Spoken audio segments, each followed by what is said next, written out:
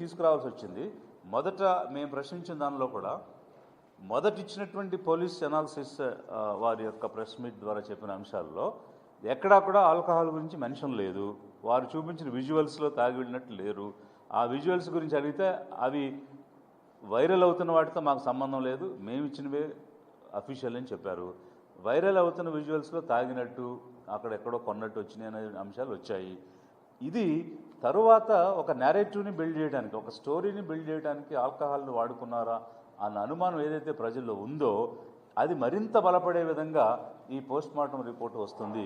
సాధారణంగా అసలు ఎక్కడ కూడా పర్టికులర్ మెన్షన్ అబౌట్ ఆల్కహాల్ అనేది ఉండదు. Moreover cause of the death head injury వల్ల జరిగి ఉండొచ్చు, అదర్ ఇంజురీస్ వల్ల జరిగి ఉండొచ్చు, హెమటోమా ద్వారా జరిగి ఉండొచ్చు, హెమరేజ్ వల్ల జరిగి ఉండొచ్చు. కానీ ఆల్కహాల్ క్లబ్డ్ విత్ ఆల్కహాల్ ఏంటి అనేటువంటిది, కన్జంప్షన్ ఆఫ్ ఆల్కహాల్ వల్ల జరిగింది అనేది చాలా హాస్యాస్పదంగా ఉంది.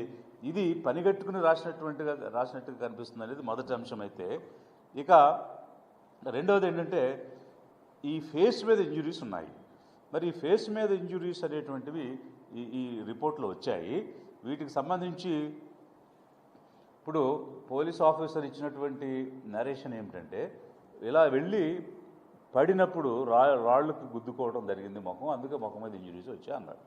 మరి ముఖం మీద ఇంజురీస్ వస్తే హెల్మెట్ ఉన్న భాగంలో వెనక భాగాన తలకు ఎట్లా గాయం జరిగింది?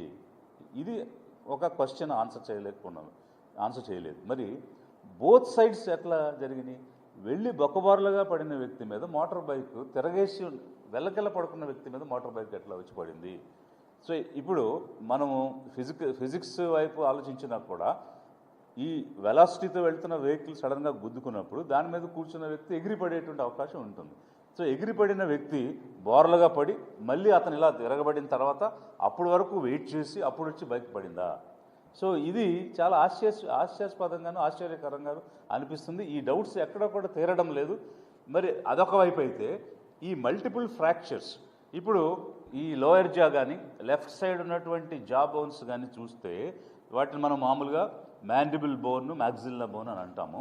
ఈ mandible bone is the strongest bone in the human body. సాధారణ పరిస్థితుల్లో ఆ బోన్ అసలు బ్రేక్ అయ్యే పరిస్థితే ఉండదు. బలమైనటువంటి ఒక ఆయుధంతో, వెపన్తో కొట్టి పగలగొడితే తప్ప నార్మల్ యాక్సిడెంట్స్లో అది జరగదు.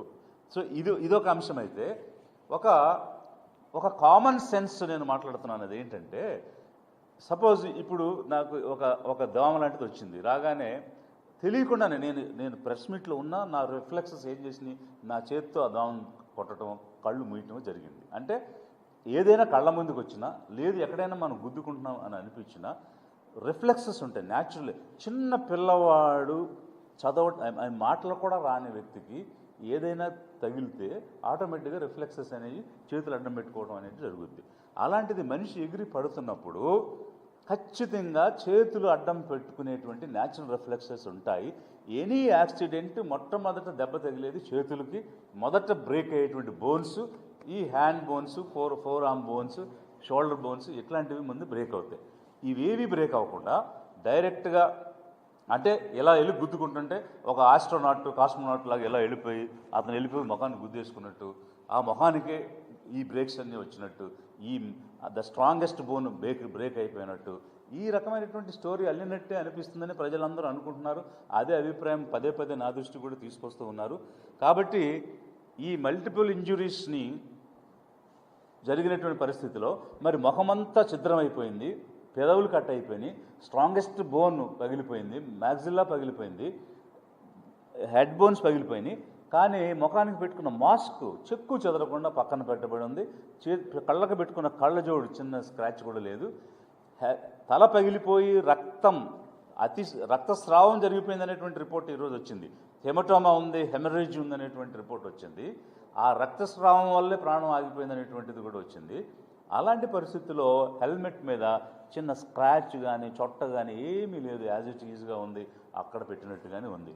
ఇవన్నీ ఒక ఎత్తు అయితే ఇంకా చాలా అనుమానాలు బయటకు వచ్చినాయి ఆ తర్వాత విజువల్స్లో. ఇప్పుడు ప్రవీణ్ గారు పెట్టుకున్నటువంటి స్వెటర్కి, ఆ కోట్కి ఎలాంటి ఎలాస్టిక్ లేదు, కానీ ఆ బుల్లెట్ నడిపిన వ్యక్తి కోట్కి ఎలాస్టిక్ ఉంది. వారు వేసుకున్న బనియన్ కాలర్ రెడ్డిష్గా ఉంటే ఈ బండి నడిపిన వ్యక్తి బనియన్ కలర్ వైట్గా ఉంది. సో ఇట్లాంటివి అనేకమైనటువంటి విజువల్స్ తర్వాత కూడా వచ్చాయి. వీటన్నిటికీ కూడా క్లారిటీ లేదు.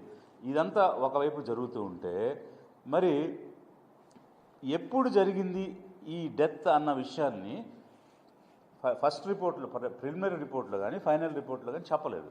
పైగా ప్రిలిమినరీ రిపోర్ట్లో ఏం చెప్పారంటే పోస్ట్ మార్టంకి 1-2 రోజుల ముందు జరిగి ఉండొచ్చు అని చెప్తున్నారు.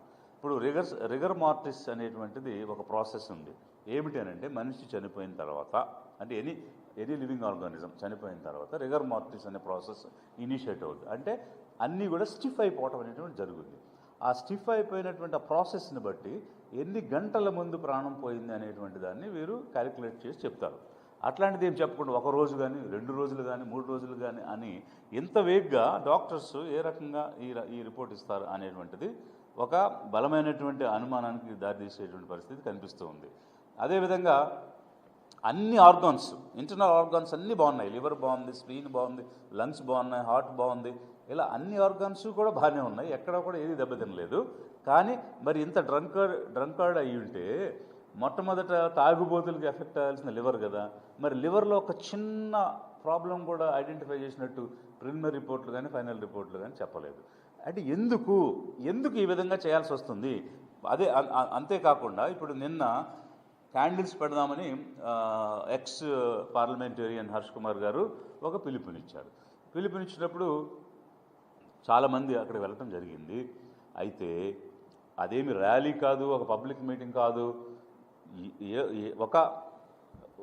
దాన్ని ఏమంటారంటే ఇప్పుడు చనిపోయినటువంటి మనిషికి ఒక నివాళులు అర్పించే దానిలో భాగంగా ఆ రోజు వెళ్ళాలనుకున్నారు. సరే, ఓకే. అయితే అతను అరెస్ట్ చేయటం ఏంటి? హర్ష కుమార్ గారి అరెస్టుని మేము తీవ్రంగా పరిగణిస్తున్నాము, దాన్ని ఖండిస్తున్నాము లిబరేషన్ కాంగ్రెస్ పార్టీ. ఎందుకనంటే అసలు హ్యూమన్ రైట్స్ అనేటువంటివి, మానవ హక్కులు అనేటువంటివి ఈ రాష్ట్రంలో ఉన్నాయా? ఉంటే స్వేచ్ఛగా నిరసన తెలిపేటువంటి హక్కు కూడా పౌరునిగా లేదా?